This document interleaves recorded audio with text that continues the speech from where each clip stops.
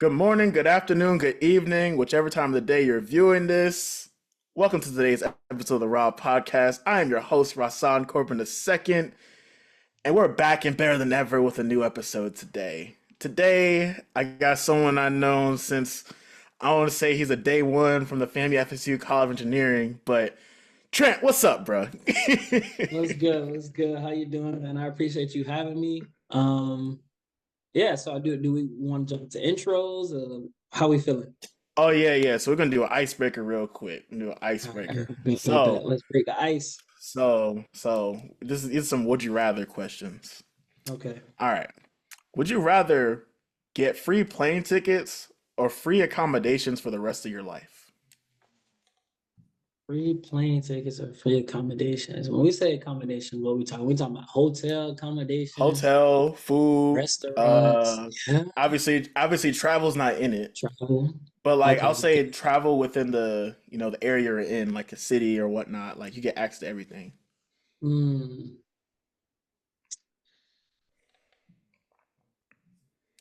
I might have to like originally I was gonna say flights because flights you can go all over the world, but the accommodations can lead to connections.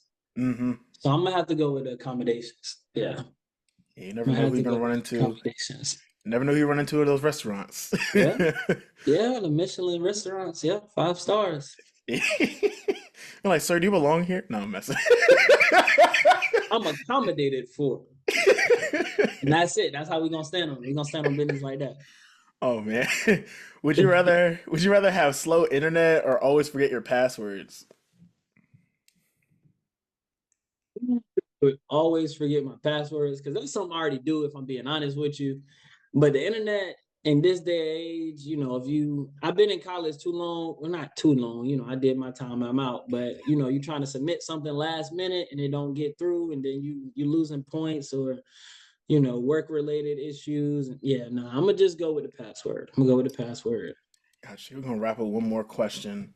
Would you rather be able to control time or fly? I gotta go with time. Time's the Control most time. valuable thing. Yeah, I gotta go with time. There's never Gotcha. enough time. Hey, we only get 24 hours.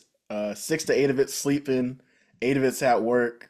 I'm not gonna go through the whole spiel, but you Yeah, get the gist what I'm getting at. Anyway, appreciate you for breaking the for sure. ice, getting the blood flowing and whatnot.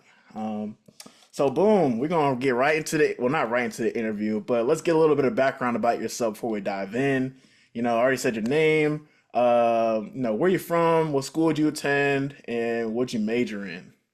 Got you, got you. So once again, my name is Trenton Tucks. I'm from South St. Pete, Florida. That's the Tampa Bay area. I went to the Florida State University, and I majored in industrial systems engineering at the College of FAMU FSU. Go Knowles. I Go like y'all Noles. games. I like y'all games. I'm gonna say this on record. I liked FSU games better than FAMU games. I'm gonna just say it now. I liked it Appreciate better. it. Appreciate it. It's an experience. It's an experience.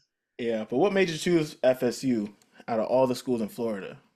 To be honest, so first and foremost, it was about finances. So I'm first generation, and for me, it was like whoever offered the most.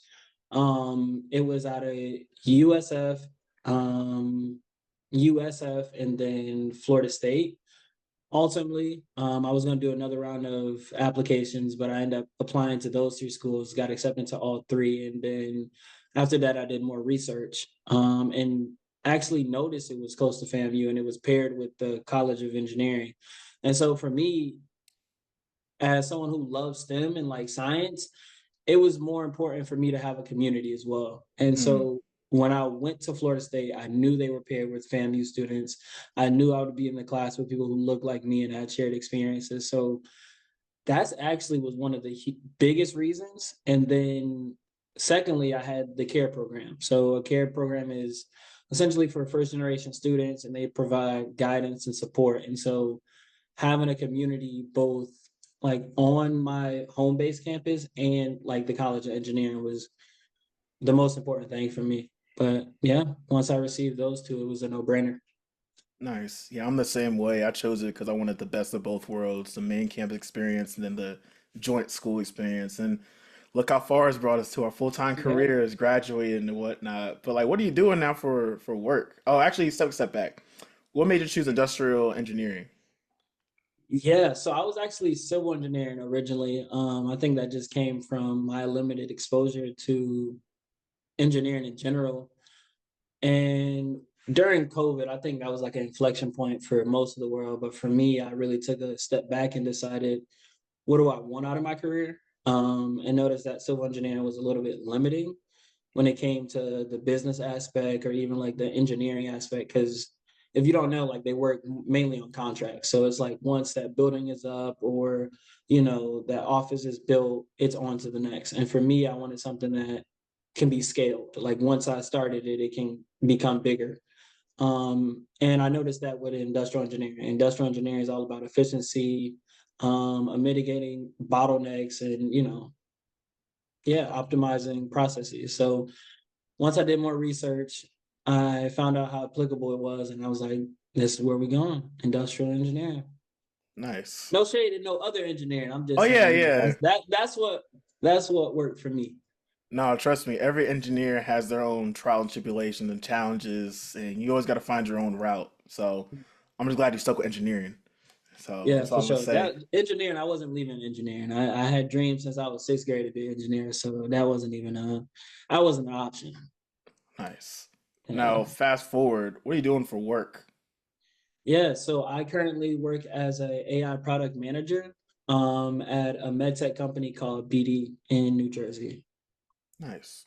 And I put these questions out of order, but fast rewind. I almost said fast backwards. Rewind back to FSU and the FAMU FSU College of Engineering. What was your on-campus involvement? Campus involvement. So freshman year, I got involved with SGA through a mentor I had. I was a senator my freshman year. I also joined NESB. And then my sophomore year, I joined my fraternity, Alpha Fraternity Incorporated. Um, I also did honor society. So I did Renegade Leadership Honor Society, GGK, which is Garnet and Gold Honor Key Society. Um, I did a little bit of everything. I was essentially just trying to get experience because I understood learning comes outside of the classroom as well. So I was fairly involved in just about anything. Yeah. Very well rounded. You got the FAMU FSU experience and the FSU experience to the fullest. Yeah, But that's the now, goal. yeah, but now I have a topic today I want to talk to you about because you're very prominent, at least in my eyes, you're very prominent in this field, giving me some advice and helping me with my tie a few times, for the career fair and whatnot. But we're going Yeah. to talk about career fair prep and, internship experience, interview process, and then the full time. So, first things first, leading up to the days of the career fair, can you kind of walk through the steps you take leading up to the day of the career fair? Like how you go about planning, researching companies, figuring out what companies you want to stop by?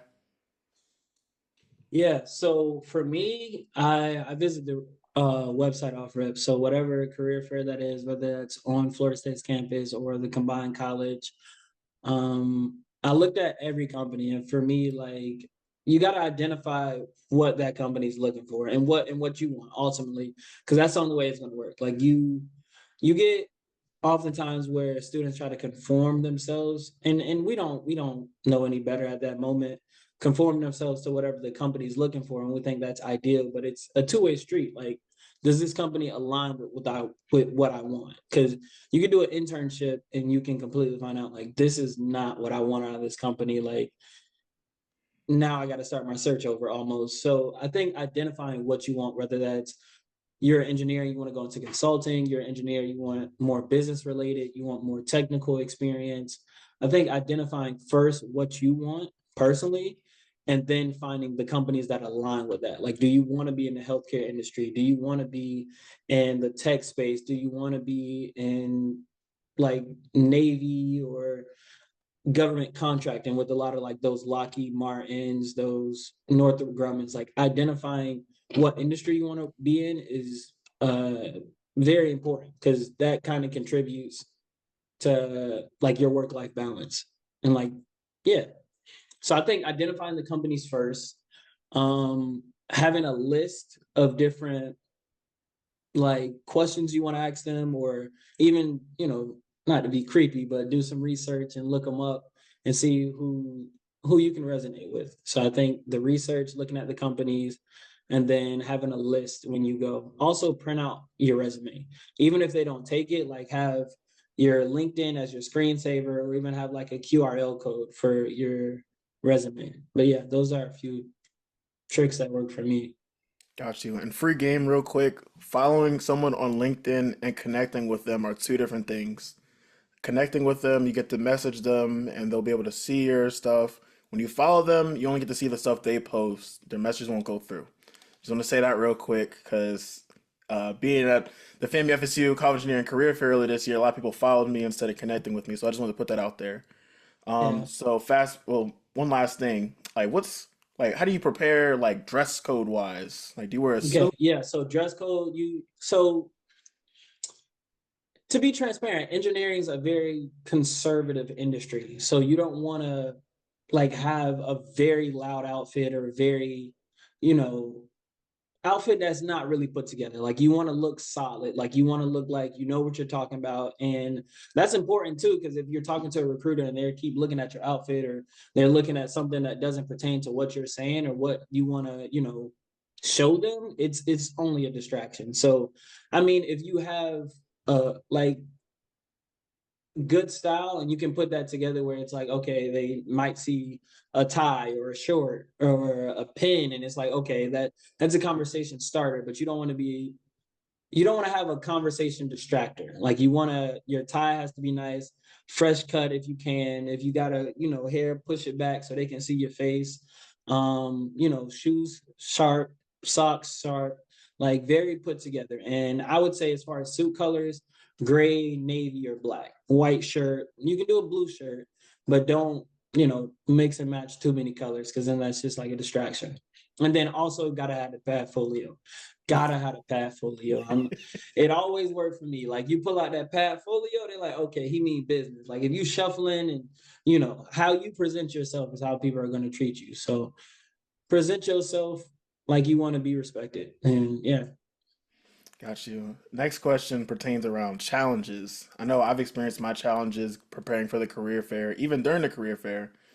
So what was the most challenging part of preparing for the career fair, and how did you push yourself to overcome it? Yeah, I think one of the biggest challenges is like seeing a company you want to talk to, but also seeing that line. That was a challenge for me, because it's like I want to talk to this company, but I'm not willing to wait. And so I think when you really take a step back, find ways to prevent that, whether that's like coming early, or like trying to connect with them, or really just waiting in those lines. Because sometimes that could lead to a really good connection, in which it did for me. Like I ended up doing an interview at Lockheed, like their final rounds of interviews, because I waited in that long line. Because sometimes it's worth it. Sometimes it's worth it. I think another challenge, let's see, getting out of your own head. Like I think everyone wants a job until like the career fair comes, and you're like, oh, everybody else wants a job too. I'm competing against a lot more people than I thought. And I gotta, essentially talk to everyone all day. Like sometimes that's a challenge in and of itself, but you have to sacrifice some of that, or put aside some of that like self-doubt, and just get outside of your comfort zone, because you never know what the opportunity may lead to. So I think two challenges is those long lines and self-confidence. Yeah, self-confidence for sure. Because I remember some people last year at the career fair, they were like, "Man, I'm so nervous talking to these companies." I'm like, "Hey, chill out. They're humans just like you. After they're done this, they're gonna do the same thing you're gonna do. Go home, eat, no, chill out, and come back the next day, get to work." So I'm like, just stay calm and whatnot. Yeah. Um, Kind of already talked about the tailoring conversation, getting conversation starters, but how did you prepare to gracefully handle situations where a recruiter wasn't interested in your profile, if this ever has ever happened to you?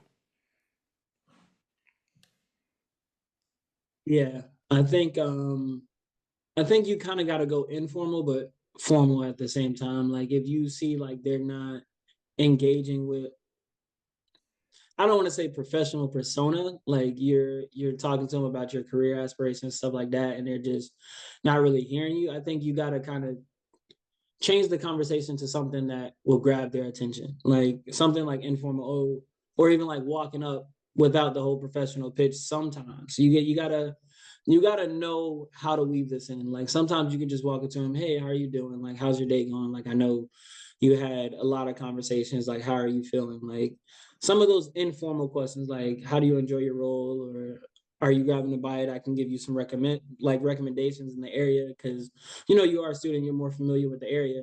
So I think working in some of those informal interactions really help professional development as well. Got you. And that goes back to on-campus involvement. That can help you a lot with the socialization. Yes.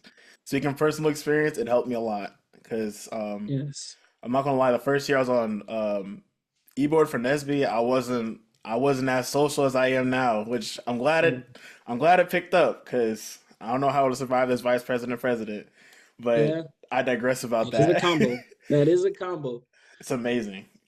But what steps did you take to maintain connections and follow up with people you met at the career fair? It's a big one. I would say LinkedIn for sure. LinkedIn's a big one. And even on LinkedIn, like message them, reach out to them, even like their posts kind of thing. Or for me, now that I've been able to go to more conferences, like outside of the career fair specifically, it's like I just attended Afrotech recently. I attended Nesby Nationals twice. And networking laterally is a big thing too. Like you don't always need to network like vertically, like you can network alongside. Like if you're like how this is going, like we both recently graduated, we both have very high career aspirations. If I can help you, you can help me. Like that goes a long way as well. So I think being open-minded, not just trying to network vertically, but network laterally as well, and like grow with your peers. Yeah. Because, you know, the goal is to grow together. Yeah, you never know. Trent may know this person may know the CEO of this company. Yeah. The CEO may know like your one of your parents, your family members and whatnot. Small world. You'd be surprised. Yeah. Another free game. The world gets smaller as you get older. I will say that Yep. now. I traveled so much. I live all across the country, and now I'm living in different space. It's a small world. You'd be surprised at people who knows who in your Yeah. circle and who you know in their circle, and vice versa. So said the same thing twice, but. Yeah, let me not get on the tangent too much. Let me continue with these questions. Yeah. No, I feel you. I feel you. You're right though. You're right.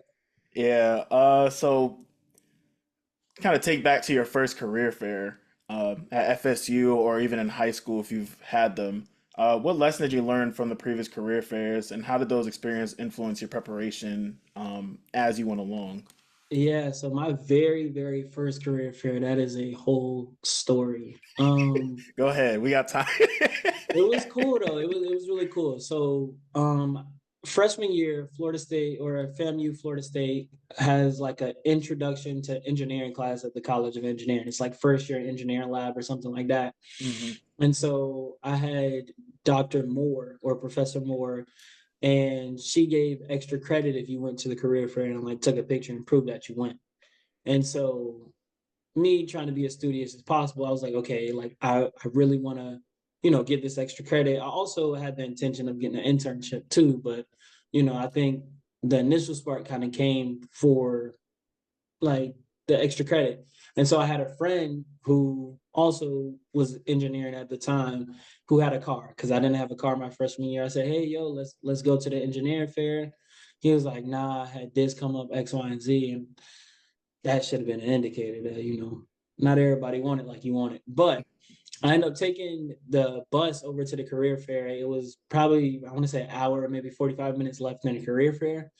And I just talked to the tables that were open, had a great conversation, and didn't think much of it. And after that, I had a class at like 5 o'clock. So after I got out of the class around 6:30, I got a call, like two missed calls. I was like, who is this? And so I end up calling them back, and they said, hey, this is X, Y, and Z. I think the company, what was the company? Uh, it was a construction company. They built the Atlanta Braves Stadium. Braxfield and Gorey. So they called me back and said, "Hey, like we would like to interview you." And I was surprised. I was like, "Oh snap!" They was like, "Yeah, it's $17 an hour, X, Y, and Z." And I was like, "Oh, like like I'm a freshman. I didn't even think to get an opportunity." So I did the interview, ended up getting a return offer or getting an internship offer, but due to COVID, it ended up getting moved to the following summer. And they sent me a stipend. But needless to say, is like go out of your way, do what you need to do as far as like getting out of your comfort zone. And even if somebody's not willing to go with you, bet on yourself. Because that was an experience. And I'm definitely thankful for that being my first internship career fair experience. But it also showed me the steps I need to take to really put myself in position. Like seeing seniors who were when I say the advice as far as like being put together, I had a floral tie on. I had a blue shirt. Like I looked terrible. Like my fit was not put together, like at all. My suit wasn't even the same color. I think I had like tan pants and like a blue shirt. And the tan pants, I had like high waters, the one that was above your knee. It was not good. It was not good at all. I can't even say like I was stepping. I was quite literally not stepping at all. It was Stepping terrible. backwards. Yeah, stepping backwards, missing steps. But I was a freshman. I was like, "Ooh, they gonna love this floral tie." I look like a clown. I look like a joke. But the following semester, I ended up getting a suit. I got a suit for Christmas, so I was very thankful for that. But yeah, come put together when you go to these career fairs, and it's okay to feel like you're not prepared. Like I was a freshman getting interviewed and receiving an internship, like it's okay to feel like you're not prepared. It is very well okay. Yeah, what's some words of advice you would say to like someone else who wasn't in your shoes getting that extra credit going to the career fair, who's like, man, I'm only a freshman, man, I don't have that much experience in my resume. Like, what would you say to them if they said, what's the point of me going to the career fair if I have that preconceived notion I'm not going to get a job? Like you just gave an example, but like, what would you say to them if they said that to you? Yeah, I think the biggest thing for me, what I learned there was exposure, how important exposure was. Like, even if you aren't necessarily prepared for the opportunity, seeing the opportunity, being in that environment, understanding the language that's being spoken in those rooms or that environment or the demeanor that's being carried in like those walls is something that really helped me. And I think that was very transformative for my personal experience. Like, even now, like as I grow in my career, being in certain rooms, being in certain spaces where maybe I'm not really sure what's going on at the time, understanding that the time will come where I'll be leading meetings like that or being a recruiter. And so that actually ended up happening where I did recruit on behalf of my company as a first year, like fully with the authorization of telling people, hey, you're getting an internship and even weighing in on if they're going to get full-time offers. And so that was a quick turnaround. So I say put yourself in an environment, even if you don't feel like you're prepared, but you can gain a lot of exposure and experience. Yeah, I remember because I also got the chance to recruit. I mentioned it earlier. I had a chance to recruit as well for on behalf of Micron back in September, so about 3 months ago now. And there were some people that came up. They were freshmen. They were asking me that question like, "Is there even a point of me applying?" I'm like, "Yes, there's a point of you applying because if you think about it, the resume stays in your system, stays in the company's system. So let's say a few years later or a year or two later, they see the same name but a different resume. They're gonna be like, "Oh, this person applied before, now they're back. They got a little better resume. They added some stuff on it, has some more experiences. Let's see what they're about now. Let's see if they still want this internship offer or full time offer." So Yeah. I always give words of encouragement to people who feel like they're underqualified as well as people who are freshmen because I've experienced that a lot. I've had my resume handed back to me at a career fair saying you need more experience on here. Mind you, this is my freshman year. I only have McDonald's on my resume, and I just Yeah. graduated high school and whatnot, Yeah. so I didn't have really much college experience in my community college. But I was, share those words of encouragement. That's why I wanted to do recruiting because one, I went to the school, of course, And two, I wanted to make sure these people, these students are staying encouraged and staying motivated, kind of like how you were. You're like, you really want it. Like, do you really want it, or are you just here to, apply and like that's about it? So, yeah, the words of encouragement and to surround yourself with good people too. Surround yourself with Yeah, good people. I always that's a tell people big one. that. I always tell people that if they're not going to the career fair, that's cool.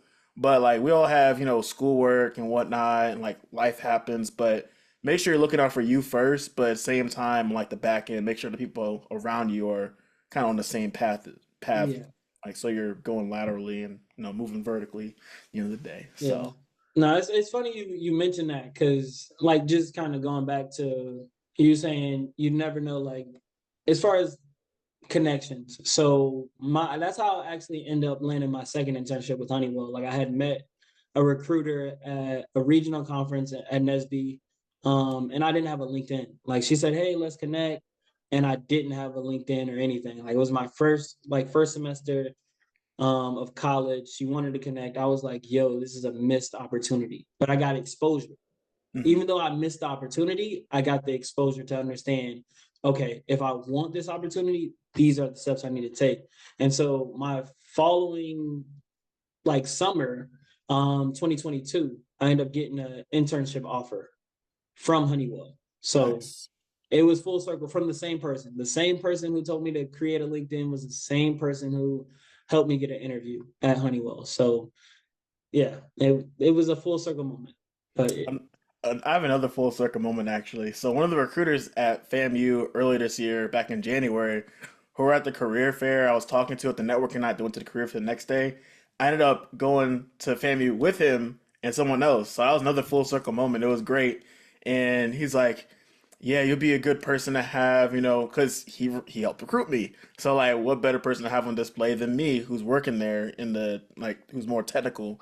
Because the recruiters, they're some recruiters do have that technical experience, but some aren't like as hands on. They're more focused on the recruiting part and like talent acquisitions, of course. But that was a great full circle moment. And I didn't notice it in the process with me until after I got home. I was like, yo, I was looking at the pictures. I was like, this is really like a real big change in like 8 months and like full circle moment. But another yeah, thing about networking, I will say, because this kind of goes to the next question. Um, yes, focus on the networking at the career fair with the professionals, but also I think Trent said this earlier, network with your classmates too laterally. Because even for me, I'll give a quick backstory about how I got to where I am. I explained this on like, go back to episode one. I explained all that, so I'm not going to full story.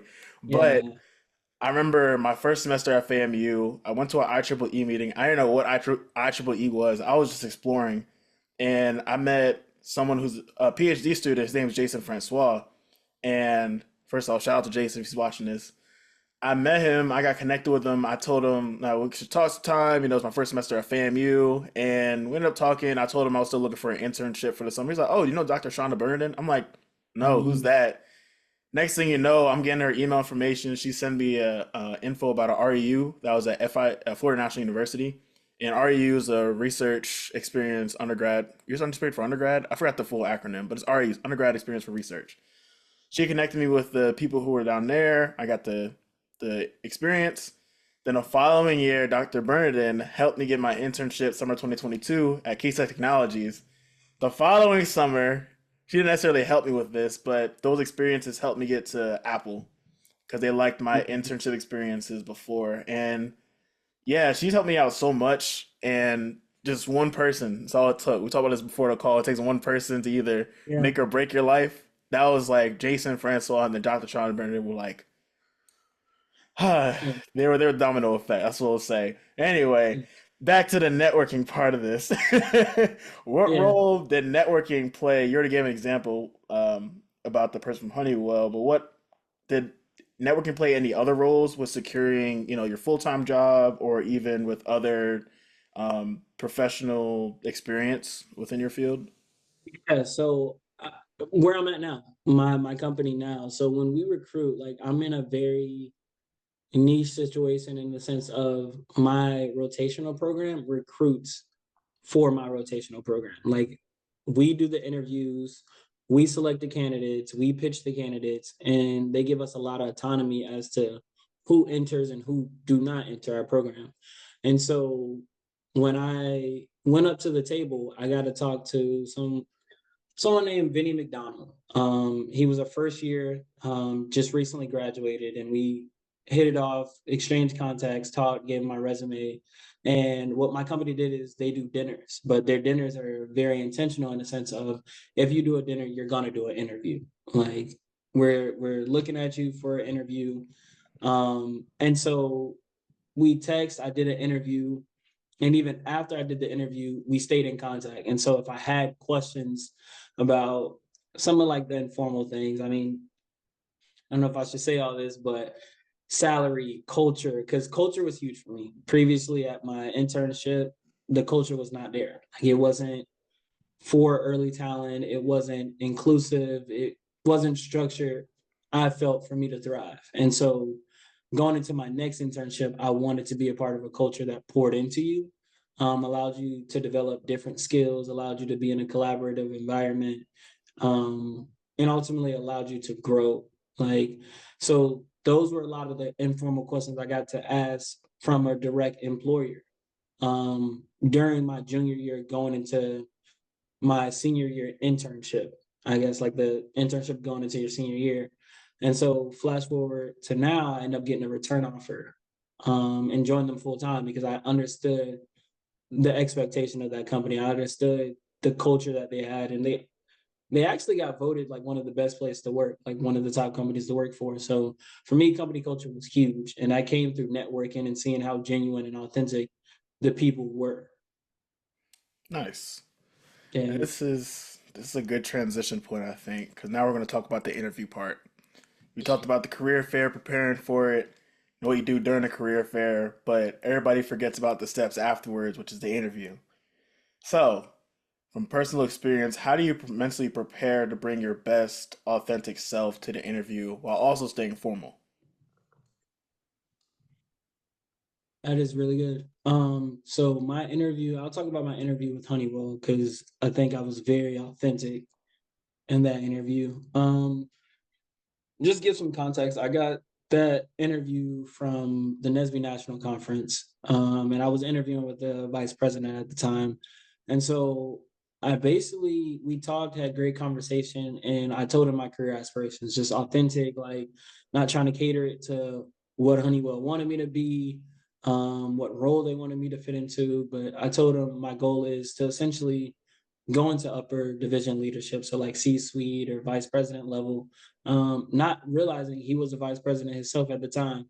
And I told him essentially where I'm at. So I'm industrial system engineering. My degree entails manufacturing, supply chain, optimization with hints of business acumen as well as data science. Here I am right now. These are the roles I can go into, but ultimately this is where I want to be.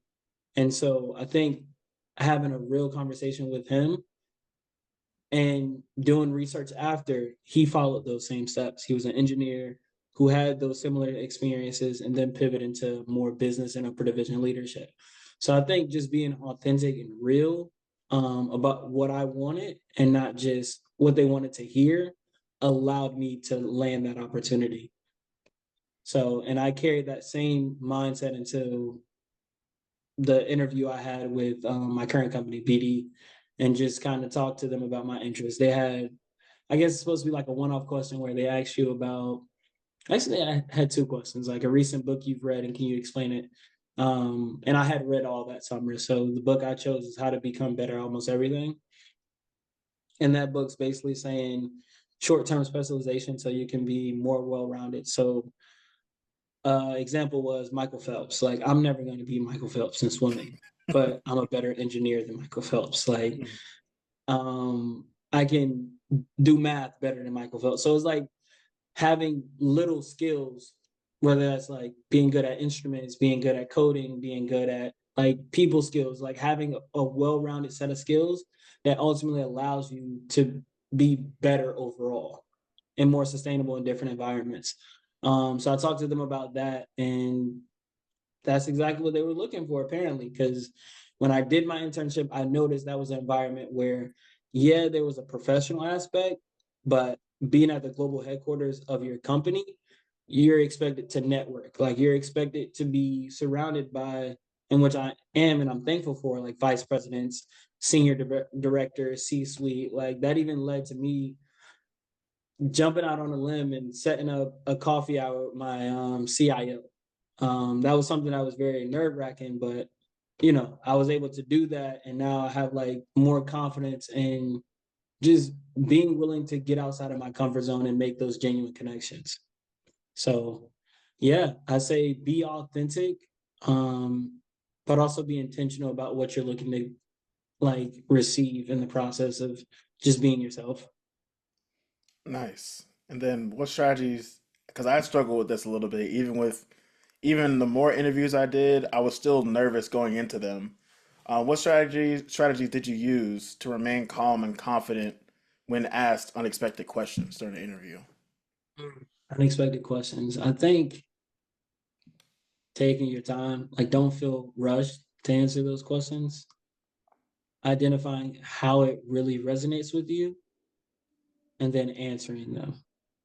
Like, is it a personal question? Is it a professional question? Is it like I'm testing your critical thinking skills question? And then from there, answer it. You don't necessarily need to feel rushed. I know, like, when you take a step back and allow yourself to process the question, it's easier to answer as opposed to, sometimes you get all excited, start doing word vomit, and you're like, that's not really how I meant to answer that question, but it's already out there. So I think just taking your time or even asking them, hey, can you repeat that question while you think about the question? So like little techniques like that. Got you. Another thing, what I did this before Nesby GBMs too. I had to like take a breath. Even before this podcast, I take a deep breath. Let all Yeah, the jitters out. Had to, and then let out like one big huh, and then you get right to it.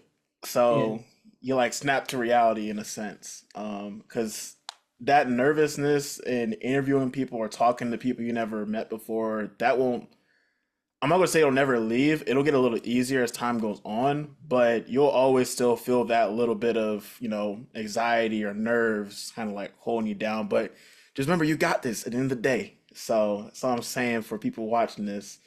Um, I think one method I use is I don't know if it's healthy or not, but I always tell myself like it's not that deep or it's not that serious. Like even now, like our interview, like you can be as nervous as you want, but like you don't have to be great right now. I don't have to be great right now. Like it's the process of wanting to be great, which will eventually allow you to be where you want to be. Like starting this podcast, like I give you your flowers now. I don't know if you get your flowers enough, but having the willingness to even create your own brand, like raw podcast, like getting outside of your comfort zone and doing what you want to do and not waiting for a perfect time, like can't really ask for much more. Like just understand you're not going to be perfect, you're not going to be great right now, but in the process of pursuing greatness, you will become great. Nipsey Hussle once said, "Sometimes perfect timing feels like I'm too late. I know Yeah, you're still great in spite of your mistakes." That's all I'm gonna say. That's just yeah. remind me of the song real quick. But No, I back, love Nip. I love Nip. yeah, bro. His music, like the hustle side of his music, got me through the summer. Summer 23, my internship at Yeah, Apple. I listened to it every day. I think Nipsey Hussle was like my sixth most played artist last year. yeah, He didn't make my list this year for some reason. I don't know how, yeah. but but his That's music, crazy. That's crazy because yeah, Nip was my dude last year too. During like my I think during like my presidency era, like it was my yeah, mindset was like I was bumping Nip everything like perfect timing, perfect 10, like obviously like the hustle and motivate, dedication. Like victory I lap. actually went to California a couple months after he had passed. Mm, Yeah, I was locked in on Nip. Yeah. yeah, that and make sure you're listening to the right stuff too. Make sure you stay positive. Listen to that positive stuff. Don't always listen to negative stuff all the time. But like music, audiobooks, shoot, podcasts, throwing it out there. Listen to some positive stuff. You may learn some new things as well. And some one-liners might stick with you. I post music quotes every day because I these are quotes that stick with me and I want to share them with people. So yeah. But anyway, back to the interview part of it. What are some steps you take after the interview to, follow up with the recruiter or the person who interviewed you? Like, how do you go about that? Yeah, so I think I give it some time because I understand like they have to look over your interview, kind of remind themselves, okay, what are some things that stood out? What are some things that could potentially be worked on?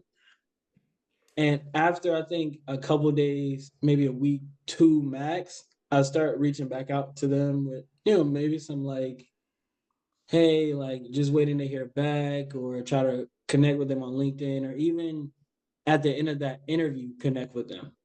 Like, because oftentimes you'll talk to a recruiter, but your interviewer will be different.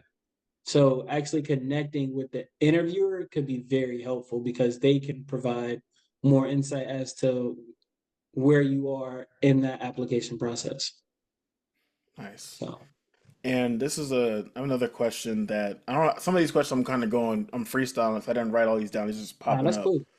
So people often ask me, what's the turnaround time with hearing back about your offer, whether you're got the congratulations or you got the I'm sorry, we moved on to another candidate. But like, what's the time range you've seen of hearing back from recruiters or the hiring manager about the final decision? Yeah. I don't I think if they like you, the turnaround time is pretty quick. I think if you got that offer, it usually go by within like a month, maybe a month and a half. But if don't hear about so quickly, sometimes they're still processing it, or there's potential you probably didn't get that opportunity. Um, and so I think companies should be more efficient when it comes to, hey, we decided to go to another direction because it'll eliminate some angst. But I think within like a month or a month and a half, like that turnaround time is, hey, like we're excited to welcome you, or hey, unfortunately we decided to move in another direction, kind of thing. Yeah, I think the quickest turnaround time I had was a few hours, Mhm. actually. For it was for my first Yeah. internship at Keysight. So they sent it like 4 or 5 hours after my interview, but they spelled my name wrong on the email. So my email is like my first and last. I'm gonna start out there. My email is my first and my last name, the number two at gmail.com. If you have questions, hit me up. Anyway, so they misspelled my name, and then they sent the email the next day in the morning. They said, "I'm sorry, we misspelled your name. Here's your offer. Congratulations." I was like, I got the job. And that was like when I first woke up too. It was Yeah. 9 o'clock. I was on my way to my 10 a.m. at the engineering school, or not 10 a.m., 10:30, whatever time of the day class was. My class of engineering school, I was getting ready for that. I was like, yeah, I got the offer. Yeah. Feeling like I was top of the world.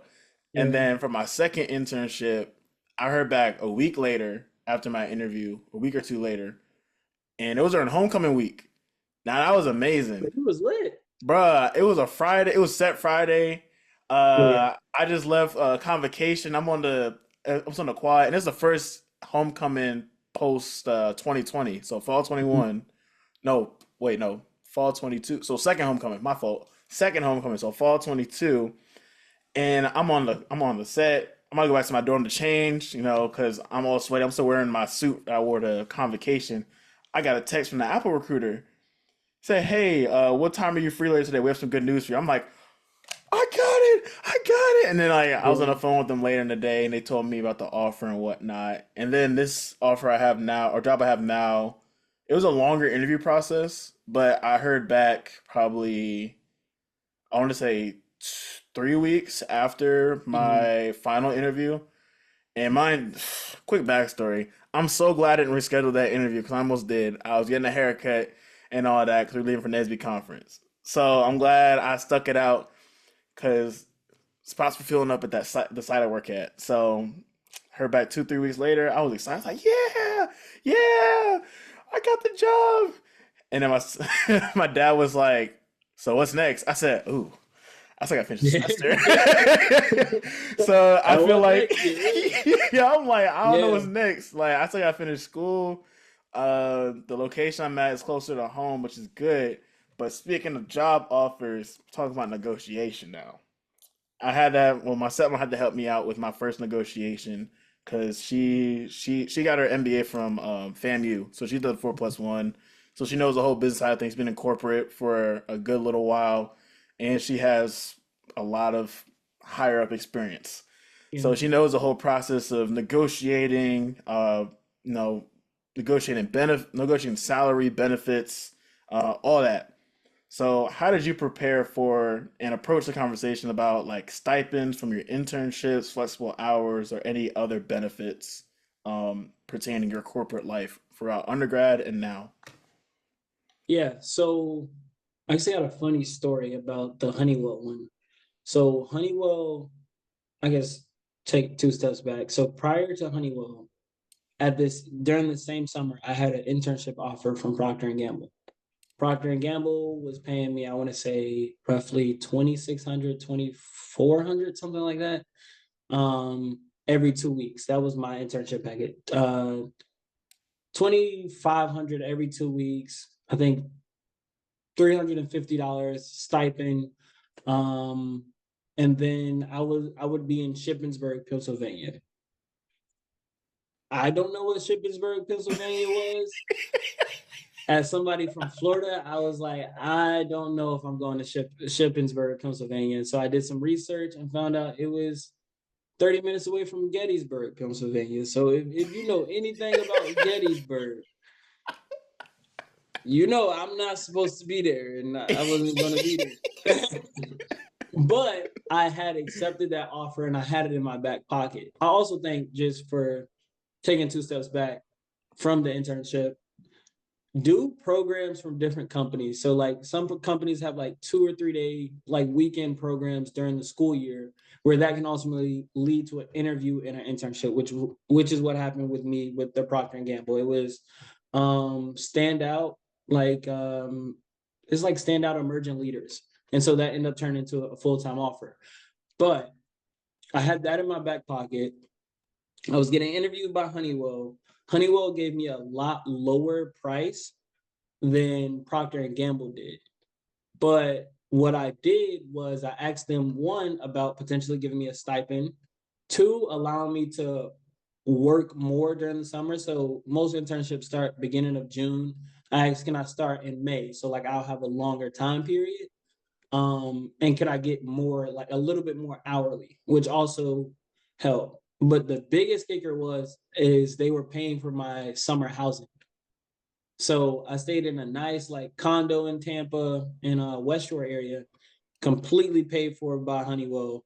They gave me a stipend, extended my internship like duration, and gave me like a couple dollars more hourly, which equated to ultimately a better offer and a better location, because Shippensburg not compared to Tampa, Florida, by no means.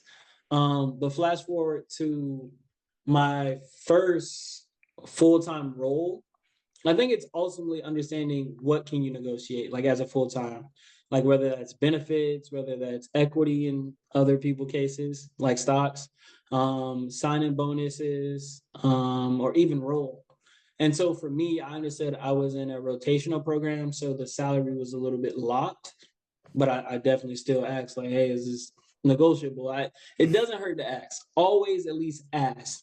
And so for me, like I couldn't negotiate that base salary, but what I did is allow them to, or I asked them to forward my signing bonus, which is, it was a good amount, and they were able to give it to me right after I graduated. Right after I graduated, in order to help my transition. I think the biggest thing I negotiated was my role. So my mindset was getting the best opportunity and the salary would come. Luckily, I just got a bonus, or I guess a raise. So it all worked out. But I was focusing more on the opportunity as opposed to the salary. Because I knew with the opportunity, the salary would come if you have high value skills, and like it shows that you can, navigate through different spaces. And so that was kind of my negotiation, is getting a better role. And I'm very, very lucky to say that my company also gave me a raise months after. Big congratulations on that. Big congratulations. Thank you. Thank you. I appreciate it. And so I don't really have too much to ask about the goods. You kind of answered everything about it, Mhm. but transition to full time, like how are you feeling now that you're out of school? We're about 6 months in. It's 6 months into our career. How are you feeling like after these past few months? Because you help with recruiting, you're in a different state. Like, how are you feeling? Initially, I was very overwhelmed. And I think that doesn't get talked about enough. I feel like once you graduate, everybody's like, oh, you get paid now. So they assume your life just automatically goes up.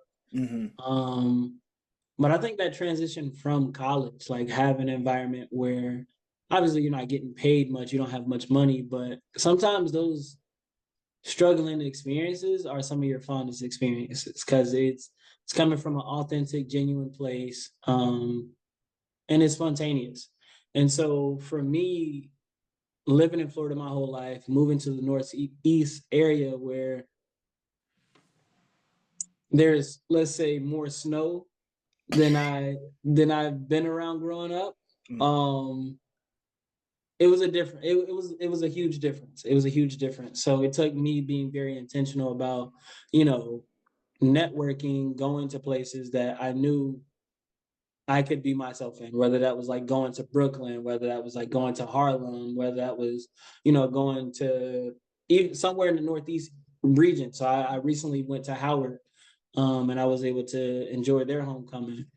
So I think just being more intentional in adulthood and understanding those connections don't happen as naturally if you don't put yourself out there like they did in college. Hmm. Um, and so that was a transition financially. Bills be billing. Like you don't the prices we paid in Tallahassee, what just a quote. Yesterday's prices is not today's prices. Yeah, something Yeah, like that. college prices are not adult prices. Like bills be billing. Responsibility. Yeah. So I think initially transitioning from that, understanding my finances and organizing my finances that way I'm able to take care of all of my responsibilities and then understand I can use this money as leisure money. I can use this money to invest. I can use this money to put into my retirement fund. So I think the initial transition of the social life and then the personal well-being, like whether that's finding a church that feels like home, whether that's being more mindful, so like meditation, podcasts, like it's now up to you to make those decisions and create the reality you want. So I think that was kind of like the biggest thing from transitioning. But yeah. Nice. And kind of going back to, Nipsey Hussle, he talks about the marathon. And, marathons, I know you ran plenty of 5Ks. You have to find your pace. You Yeah, can't just you do have sprint. benefits. You can't sprint that first like 5 minutes of it. You're gonna get burnt out and whatnot. Yeah. I think that's side story. That's kind of like what I ran into. I kind of burned myself out because I was so focused on working that I forgot about the whole that I'm a that I'm a human. You know what I'm saying? Like we don't get summer breaks. We don't Mhm. get winter break. We don't get spring break anymore. We don't get those. We still get 3-day weekends, but it's more common in colleges. Excuse me. But it was definitely overwhelming for me too when I came out a little bit. That first month, I'm not gonna say it was rough. It was just a little bit hard to adjust to, and I found myself going to like employee resource group, which we call it, employee resource groups events. Like my first one was at a Juneteenth event for a Black Employee Network, and I ended up helping with cleanup and setup and whatnot. I was going to just make friends. I like helping out too. Next thing you know, they're like, "Hey, do you want to help out with this event too?" I'm like, "Sure," and they kind of just went from there, helping out. Mhm. So I definitely think being involved helped with my transition too. And that kind of transition, what I'm going to ask you: are you involved in your employee resource groups at your company? I am. We actually just had a focus group meeting today about how we can essentially grow that network more. Like, how can we be more of a community?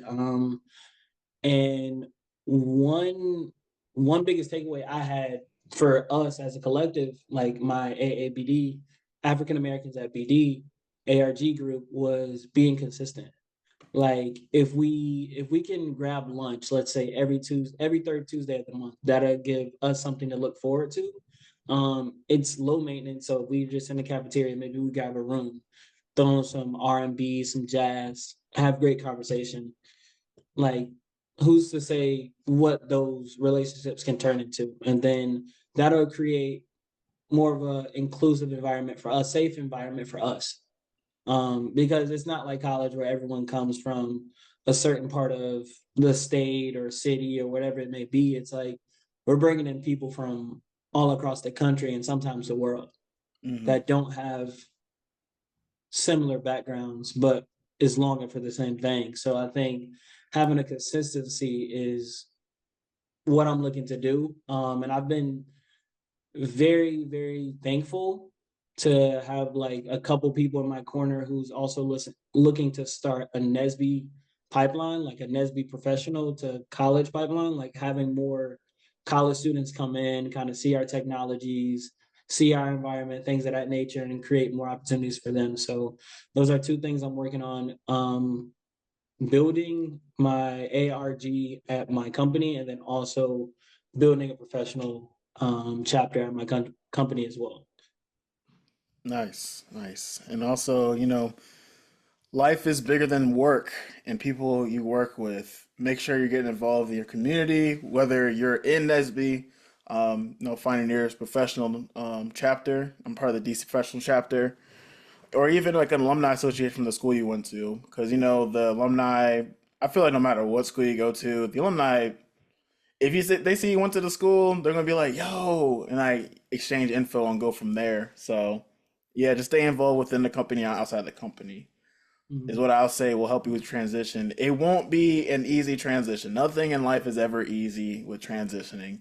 Coming from Mhm. someone who's moved around the country a few times and fourth, fifth time moving to Virginia, it is always going to be a little bumpy the first little bit of it, but as like kind of like a airplane analogy, the flight will eventually smoothen out and you'll get to your destination in one piece. Yeah.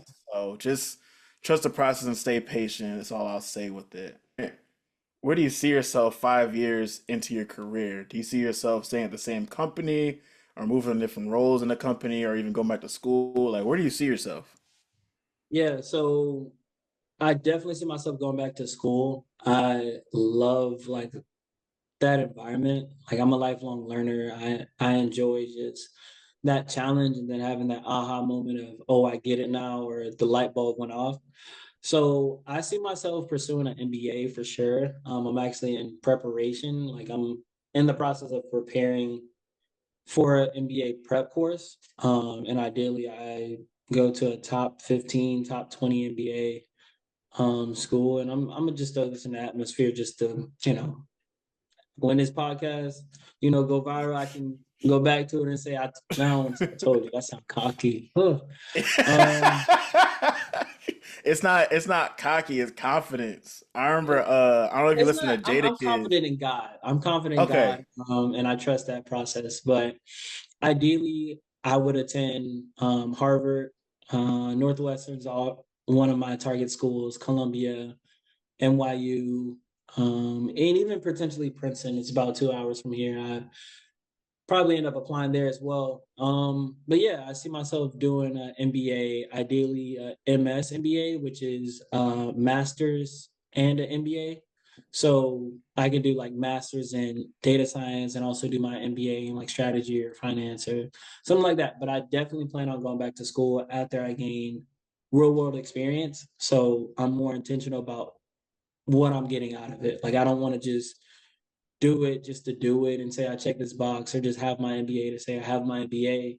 But I actually want to bring value to that program and making sure I'm getting that same value back. So in the process, I'll be doing my own entrepreneurial ventures, whether it's real estate, acquiring other businesses and things like that. But I want to make sure I'm doing my personal own due diligence in the process of preparing for my MBA. But that's what I'm looking to do in the next 5 years. Nice. I was trying to say, it's not cockiness, it's just like, you know what I'm saying? Like, I'ma do it and I did it. So like when you look back on it, it's Yeah, like, yeah, I did it. So like yeah, Jadakiss, I'm a big hip hop head. So Jadakiss, and I talked about this earlier with one-liners, he said, and I'm not cocky, I'm confident. So when you tell me I'm the best, it's a compliment. And then he does yeah, like laugh ad lib at the end. So like I like that quote because I'm like, I like to walk in my confidence and not feel cocky. Mhm. I know what I'm doing. I know it's the right thing for me, but just kind of go from there. Yeah, I also Anyway, think there's like a narrative too, like with black men who aren't confident get labeled as like cocky and things of that nature. But yeah, yeah, I hear you. I'm with you. yeah, just walk in confidence, everybody. If you need a good book to read to like walk confident, listen to Deion Sanders' book. I think it was 21 Ways to Coach Off the Field. I'm gonna put it like on a little tagline right here somewhere in the description. But I read the book. Yeah, yeah, right here. I'll put the name of it in the description. He went like. Anyway, I'll put the name down there if anyone wants to read it. But it has me like walking to more confidence, and it's always good to hear different people's perspective and how I can translate them over into my life. And Deion Sanders was a phenomenal football player. He's a phenomenal coach. He wrapped up a good season at Colorado. He has two championships with Jackson State and whatnot. But I digress with that. Just if you want to walk in more confidence, I'll put that below and any other suggestions I may come across. So. But anyway, so we're gonna close out. Trent, do you have any last minute remarks for the people watching? Last bit of remarks. First and foremost, I want to give you your flowers again for even setting this up. Like I know we've had a lot of like siloed conversations about different things, and so I want to give you your flowers now. I appreciate you inviting me. I appreciate you even starting this podcast because little do you know, it's inspired me to be honest, and kind of started my own like business venture and business development things like that. So just seeing you, jump out of the gate as soon as we graduate, starting your own thing, that's it's phenomenal. And so I think that kind of leads me to my one of my takeaways I want to leave is don't wait for the perfect time. Like create the perfect time. Like there is no absolute perfect time to do something. It's not until you have that hindsight 50-50, you're like, oh, I should have started then. That would have been a great time to start.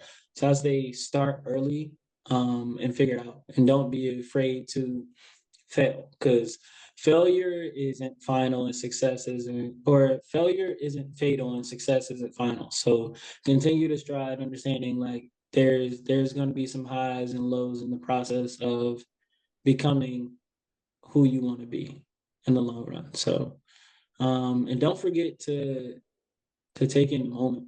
Like once it's gone, it's gone. Like appreciate the little things. Yeah, yeah, I'll say one thing about like taking it all in. My dad, he had called me a few weeks back. We had a conversation a few weeks back. I talk to him every week, but we had a nice conversation a few weeks back, and he's like, he wakes up early, like so like 7 a.m. He works from home. And he's like, sometimes, before I start, my dad just sit outside and just like Mhm. take it all in. And I'm like, why do you just sit outside in the morning? Yeah. And then it was funny because that next day I was at work and I was leaving and I was watching the sunset because the sun's starting to set earlier now. Yeah. And I'm like, dang, this kind of nice. I've been sitting there for 10 minutes watching it go down and I'm breathing the air in. And I'm like, all right, now I need to drive home. So yeah, take Yeah. it all in. Don't rush and everything. You'll burn yourself out and you'll start to lose that motivation and your why. So make sure you fall back on your purpose and what your purpose is, not what people want your purpose to be. So I say It's that. all about consistency, like the turtle in the race. Like it's cool to try to come out fast out the gates, but like you said, and like Nipsey said, it's a marathon. Like consistency wins, and that's how you build a lot of. I feel like I should talk about this more, but like that's how you build the generational wealth and opportunities is being consistent, like year over year, generation over generation. It starts to stockpile, and you'll see an empire. But yeah, Got you. Well, Trent, I appreciate you for being on. And I appreciate the recognition, and I appreciate all the knowledge you dropped. Because, like I said, every time I talked to you, it was always something new. We're either catching up, talking about some funny stuff, or just talking about business. Most of the time, it was about straight business. 'Cause we were either on our way to an interview or just leaving an interview every time we saw yeah, each other. yeah. So yeah, I appreciate you for dropping your gems because I can only share so much, and I want to give a platform for the people who helped me, get to where I'm at now. So yeah, that's all I gotta say. But for the viewer watching this, you watching this, yeah, you. If you like this video, Well, if you enjoyed this video, I'll say, I don't want to be repetitive. If you enjoyed this video, please like, comment, subscribe, and even look back at some more episodes. There's more episodes to come, but, go back and look at some more. And share with a friend as well. You never know who might need some words of encouragement, especially when it comes to career fair preparation. So, yeah, that's all I can say. And I hope you all enjoy the rest of your day, your night, like I said, whichever time of the day you're viewing. And we'll see you next time on the Raw Podcast. I'm your host, Rahsaan Corbin II. Peace out.